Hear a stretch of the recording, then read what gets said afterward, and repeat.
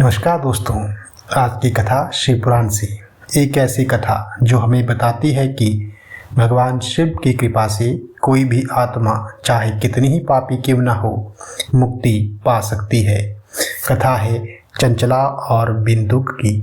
एक समय की बात है, विंध्य पर्वत की तलहटी में एक ब्राह्मण रहता था। नाम था बिंदुक। यह कोई साधु ब्राह्मण नहीं था। वह धर्म से भटक चुका दुराचारी, व्यभिचारी और अपने पापों में डूबा हुआ। उसकी पत्नी चंचला एक सती प्रतिव्रता नारी थी। जब उसे अपने पति से केवल तिरस्कार और अलगाव मिला तो धीरे धीरे वह भी उसी अंधेरी राह पर बढ़ चली। एक दिन बिंदुक ने चंचला को किसी और के साथ देखा, पर झगड़ा नहीं हुआ, बल्कि दोनों ने एक भयानक समझौता किया। चंचला अपने गलत संबंधों से जो धन कमाएगी वह बिंदुक को देगी और बिंदुक उस धन को अपने बुरे कर्मों में उड़ाएगा। पति पत्नी होकर भी दोनों पाप की दलदल में डूबते चले गए। समय बीतने लगा और बिंदुक की मृत्यु हो गई, पर मृत्यु के बाद भी उसे शांति कहाँ मिलने वाली थी। नरक की यातनाएं भोगनी पड़ी और अंत में विंध्य पर्वत पर एक भयंकर प्रेत बनकर भटकता रहा।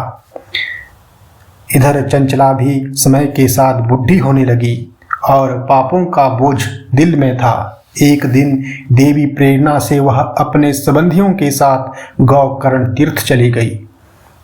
वहां महाबलेश्वर मंदिर में उसने एक ब्राह्मण के मुख से शिव पुराण की कथा सुनी। जब ब्राह्मण ने बताया कि जो भी शिव पुराण का श्रवण करता है उसके सारे पाप नष्ट हो जाते हैं, तो चंचला के हृदय में पश्चाताप की अग्नि जल उठी। वह पंडित के चरणों में गिरकर बोली, मुझे मार्ग दिखाइए, मैं उद्धार चाहती हूँ। ब्राह्मण बोले, पश्चाताप ही मुक्ति का पहला द्वार है। शिव पुराण सुनो, शिव भक्ति में लगो। और फिर चंचला ने अपने जीवन का हर क्षण भगवान शिव की आराधना में समर्पित कर दिया। मृत्यु के बाद उसे शिवलोक की प्राप्ति हुई। वहां उसने माता पार्वती से निवेदन किया, माँ, मेरे पति बिंदुक का भी उद्धार करो, यह मेरी एक प्रार्थना है। माँ पार्वती ने करुणा से मुस्कुराते हुए तुम्बुरु नामक गंधर्व को आदेश दिया, जाओ विंध्य पर्वत पर उस प्रेत के सामने शिव पुराण की कथा सुनाओ। तुम्बुरु पहुँचे और उन्होंने उस विकराल प्रेत के सामने शिव पुराण का पाठ आरंभ किया।